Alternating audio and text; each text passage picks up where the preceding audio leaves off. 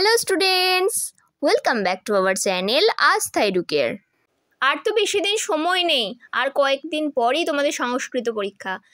আমাদের চ্যানেলে অলরেডি উপমন্যু কথা, বর্ষা বর্ণনা এবং কৃপণ কপালি থেকে গুরুত্বপূর্ণ এমসিকিউ প্রশ্ন উত্তর নিয়ে ভিডিও দেওয়া আছে।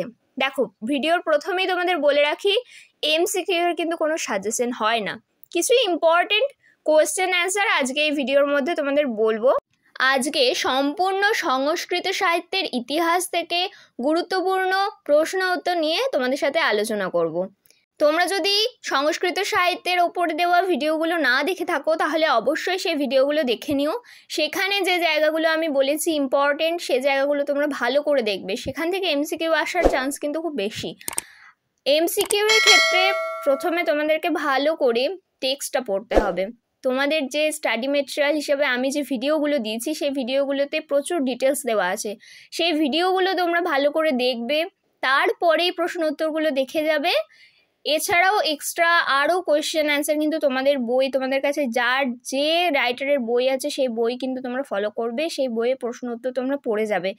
এমসিকিউ এর কিন্তু কোনো সাজেশনস কেউ করে যাবে না, কারণ বারবার বলছি এমসিকিউ এর কিন্তু সাজেশন হয় না। তো আজকে তোমাদের জন্য কয়েকটা গুরুত্বপূর্ণ প্রশ্ন উত্তর আমরা সিলেক্ট করেছি, সেগুলো বলছি। প্রথম প্রশ্ন, কোন গ্রন্থকে সনাতন ও অপুরুষেয় বলা হয়? গীতাকে, বেদকে, মহাভারতকে নাকি রামায়ণকে? এর উত্তর হবে বেদকে। বেদের বিভাজন কে করেন? তোমরা যদি বৈদিক সাহিত্যের ইতিহাসের ভিডিওটা যদি ভালো করে দেখে থাকো তাহলে এই উত্তরটা তোমাদের সবার জানা, আশা করি তোমরা বলতে পারবে। ব্রহ্মা, বাল্মীকি, সায়নাচার্য নাকি ব্যাসদেব? কি হবে অ্যান্সার? ব্যাসদেব। পরবর্তী প্রশ্ন দেখো, বেদের অপর নাম কি? আমরা সবাই জানি বেদের অপর নাম কি। ধর্মগ্রন্থ, উপনিষদ, শ্রুতি নাকি স্মৃতি? আমরা সবাই জানি বেদের অপর নাম শ্রুতি। কেন শ্রুতি? কারণ বেদকে আগেকার দিনে শুনে শুনে মনে রাখা হতো, তাই এর অপর নাম শ্রুতি। পরবর্তী প্রশ্ন, কে ছন্দস শব্দের দ্বারা বেদকে চিহ্নিত করেছেন? জৈমিনী, পাণিনি, সায়নাচার্য, মহীধর? উত্তর হবে পাণিনি। পরবর্তী প্রশ্ন, কোন বেদকে ত্রয়ীর অন্তর্ভুক্ত করা হয় না? ঋগ্বেদ, সামবেদ, যজুর্বেদ, অথর্ববেদ? উত্তর হবে অথর্ববেদ। পরবর্তী প্রশ্ন, সংহিতা শব্দের অর্থ কি? সমন্বয়, সংগ্রহ, প্রতিবাদ করা, কোনোটিই নয়। উত্তর হবে সংগ্রহ। মন্ত্রের অপর নাম কি? সংহিতা, ব্রাহ্মণ, যজ্ঞ নাকি মনন?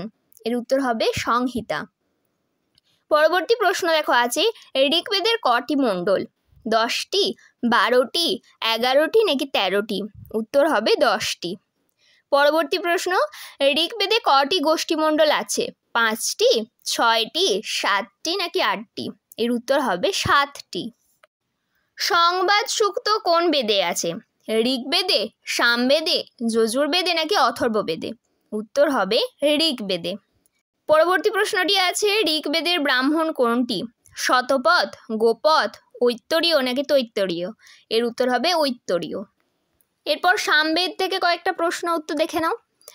সাম শব্দটির অর্থ কি? গান, যজ্ঞ, মন্ত্র, হোম? তোমরা যদি সামবেদের ভিডিওটা দেখে থাকো তাহলে তোমরা এই উত্তরটা কিন্তু অনায়াসেই বলতে পারবে। তাহলে এর উত্তরটা কি হবে? সাম শব্দের অর্থ গান। পরবর্তী প্রশ্ন আছে, শ্রীমদ্ ভগবদ্ গীতার 10ম অধ্যায়ে যে বেদের নাম উল্লিখিত আছে সেটি হলো ঋগ্বেদ, সামবেদ, যজুর্বেদ নাকি অথর্ববেদ? এর উত্তর হবে সামবেদ। পরবর্তী প্রশ্নটি আছে, সামবেদের সংহিতা কটি খণ্ডে বিভক্ত? 1, 2, 3, 4? উত্তর হবে 2। পরবর্তী প্রশ্নটি আছে, সামবেদের কটি নিজস্ব মন্ত্র আছে? 73, 74, 75, 76? 75টি। সামবেদের অধিকাংশ মন্ত্র কোন ছন্দে রচিত? রুচিরা, অনুষ্টুপ, গায়ত্রী নাকি যমক? উত্তর হবে গায়ত্রী। আর্চিক কাকে বলে? গদ্যময় কবিতাকে, গদ্যময় গানকে, ঋক ও গানের সংগ্রহকে নাকি কোনোটি নয়? উত্তর হবে ঋক ও গানের সংগ্রহকে। এরপর রামায়ণ থেকে কয়েকটা গুরুত্বপূর্ণ প্রশ্ন উত্তর দেখে নেওয়া যাক। প্রথম প্রশ্নটি আছে, আদি কবিকে? বাল্মীকি, সায়নাচার্য, কালিদাস নাকি বেদব্যাস? এই প্রশ্নের উত্তর কিন্তু আমি বলবো না, কারণ আদিকবি কে, কেন তাকে আদিকবি বলা হয়, এই প্রশ্নটা কিন্তু আমি আগেও বলেছি। আগের ভিডিওটা তোমরা যদি দেখে থাকো ভালো করে, রামায়ণের যে ভিডিওটা, সেখানে কিন্তু আমি বলেছি কে কাকে আদিকবি বলা হয়, কেন আদিকবি বলা হয়। তোমরা কিন্তু কমেন্টে আমাকে এই প্রশ্নের উত্তরটা জানাবে, তোমাদের উত্তরের অপেক্ষায় রইলাম। পরবর্তী প্রশ্নটি দেখো, আদিকবি বাল্মীকির প্রকৃত নাম কি? শিবদাস, রত্নাকর, বৈখানস, মাধব্য? তোমরা যদি রামায়ণের ভিডিওটা মন দিয়ে দেখে থাকো তাহলে সেখানেই আমি বলেছি আদিকবি বাল্মীকির প্রকৃত নাম হচ্ছে রত্নাকর। মা নিষাদ প্রতিষ্ঠাং তম গম শাশ্বতী সমা শ্লোকটি রয়েছে ঋগ্বেদে, সামবেদে, রামায়ণে নাকি হিতোপদেশে? উত্তর হবে রামায়ণে। পরবর্তী প্রশ্ন, এপিক কথাটির অর্থ কী? গদ্যকাব্য, খণ্ডকাব্য, মহাকাব্য নাকি কাব্য? উত্তর হবে মহাকাব্য। পরবর্তী প্রশ্ন, ভারতীয় সাহিত্যের ইতিহাসে আদিকাব্য কোনটি? রামায়ণ, মহাভারত, ঋগ্বেদ নাকি পঞ্চতন্ত্র? উত্তর হবে রামায়ণ। পরবর্তী প্রশ্নটি হলো, রামায়ণে মোট কটি কাণ্ড আছে? 7টি, 4টি, 18টি, 13টি? এটার উত্তর কিন্তু তোমরা সবাই বলতে পারবে। আমরা কি বলি? 7 কাণ্ড রামায়ণ। তাহলে রামায়ণে মোট কটি কাণ্ড আছে? 7টি। পরবর্তী প্রশ্ন, রামায়ণের এক একটি ভাগকে কি বলা হয়? অধ্যায়, কাণ্ড, পর্ব নাকি শ্লোক? কাণ্ড বলা হয়। পরবর্তী প্রশ্নটি আছে, সীতা শব্দের অর্থ হলো অনন্যা, লাঙলের ফলা, অতীব সুন্দরী নাকি দেবী? তোমরা যদি রামায়ণের ভিডিওটা মন দিয়ে শুনে থাকো তাহলে সেখানে আমি বলেছি সংস্কৃতে সীতা শব্দের অর্থ হচ্ছে লাঙলের ফলা। পরবর্তী প্রশ্নটি হচ্ছে, মৈথিলী বলা হতো সীতাকে, উর্মিলাকে, শ্রুতকীর্তিকে নাকি মান্ডবীকে? উত্তর হচ্ছে সীতাকে। পরবর্তী প্রশ্নটি হচ্ছে, শূর্পণখা কে?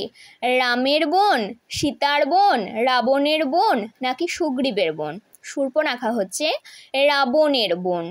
পরবর্তী প্রশ্নটি হলো, রামায়ণে কাদের যবন বলা হয়েছে? শূদ্রদের, ম্লেচ্ছদের, গ্রিকদের নাকি তুর্কিদের? উত্তর হচ্ছে গ্রিকদের।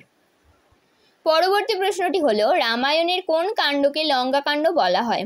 অরণ্যকাণ্ড, সুন্দরকাণ্ড, যুদ্ধকাণ্ড নাকি কিষ্কিন্ধাকাণ্ড? উত্তর হবে যুদ্ধকাণ্ড। পরবর্তী প্রশ্নটি হলো, রামায়ণের তৃতীয় কাণ্ডের নাম হলো সুন্দরকাণ্ড, কিষ্কিন্ধাকাণ্ড, অরণ্যকাণ্ড নাকি অযোধ্যাকাণ্ড? উত্তর হবে অরণ্যকাণ্ড। পরবর্তী প্রশ্নটি হলো, সুগ্রীব কোন রাজ্যে রাজা হয়েছিলেন? মিথিলা, উজ্জয়িনী, হস্তিনাপুর নাকি কিষ্কিন্ধা? উত্তর হবে কিষ্কিন্ধা। পরবর্তী প্রশ্নটি হলো, নেপালি রামায়ণের রচয়িতা কে? ভানুভক্ত, তুলসীদাস, বিমলসুরী নাকি জয়দেব? উত্তর হবে ভানুভক্ত। পরবর্তী প্রশ্নটি হলো, রামচরিতমানস কার লেখা? তুলসীদাস, কৃত্তিবাস ওঝা, বাল্মীকি নাকি বেদব্যাস? উত্তর হবে তুলসীদাস। পরবর্তী প্রশ্নটি হলো, কে বাংলা ভাষায় রামায়ণ রচনা করেন? বেদব্যাস, বাল্মীকি, কৃত্তিবাস ওঝা নাকি মাইকেল মধুসূদন দত্ত? উত্তর হবে কৃত্তিবাস ওঝা। এরপর তোমাদের সংস্কৃত গল্প সাহিত্য থেকে কয়েকটা গুরুত্বপূর্ণ প্রশ্ন উত্তর দেখে নেওয়া যাক। প্রথম প্রশ্নটি আছে, পশু, পাখি এবং মানুষের গল্পকে একত্রে যে কথা সাহিত্যে দেখা যায় তাকে কি বলা হয়? গদ্য সাহিত্য, গীতিকাব্য, নাট্য সাহিত্য নাকি গল্প সাহিত্য? উত্তর হবে গল্প সাহিত্য। পরবর্তী প্রশ্ন, প্রাচীনতম সংস্কৃত গল্প সাহিত্য কোনটি? কথা সরিত সাগর, দাত্রিংশৎ পুত্তলিকা, পঞ্চতন্ত্র নাকি হিতোপদেশ? উত্তর হবে পঞ্চতন্ত্র।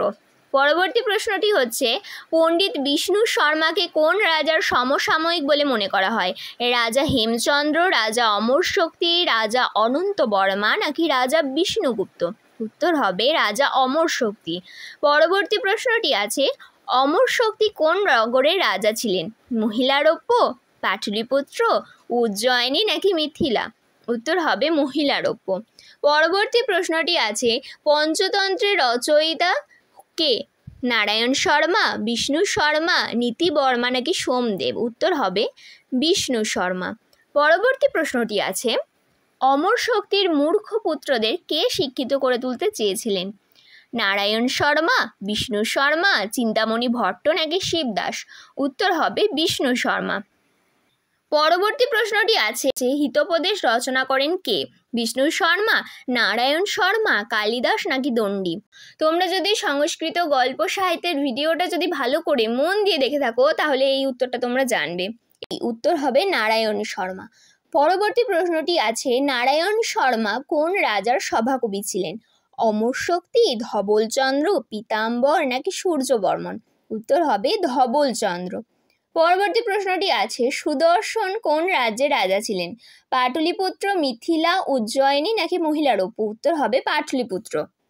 পরবর্তী প্রশ্নটি আছে কথাশরিৎ সাগরের রচয়িতা কে? গুণাঢ্য, সোমদেব, বিষ্ণু শর্মা নাকি রাজা অনন্ত?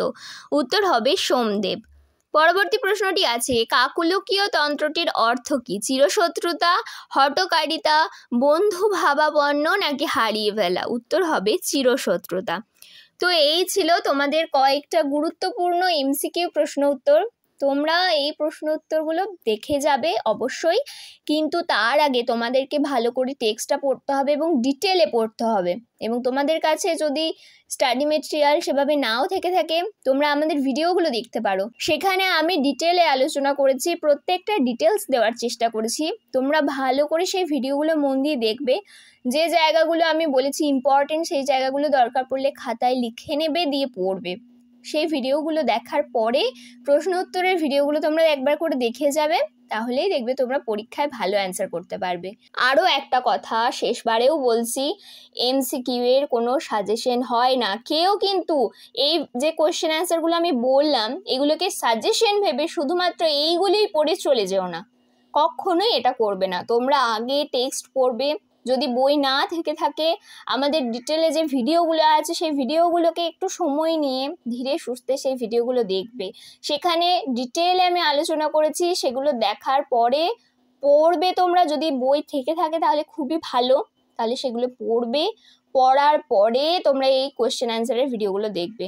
এবং যারা আমাদের অনলাইন ব্যাচে পড়ো তাদেরকেও বলছি তোমরা তোমাদের যা স্টাডি মেটেরিয়াল আমরা দিয়েছি সেগুলো পড়ার পরে এই ভিডিওগুলো তোমরা দেখবে,